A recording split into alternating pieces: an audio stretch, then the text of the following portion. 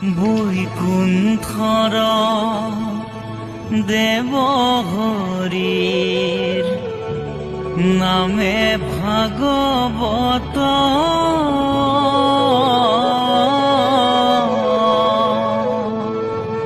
প্ৰাণৰ মাজে নিজৰাব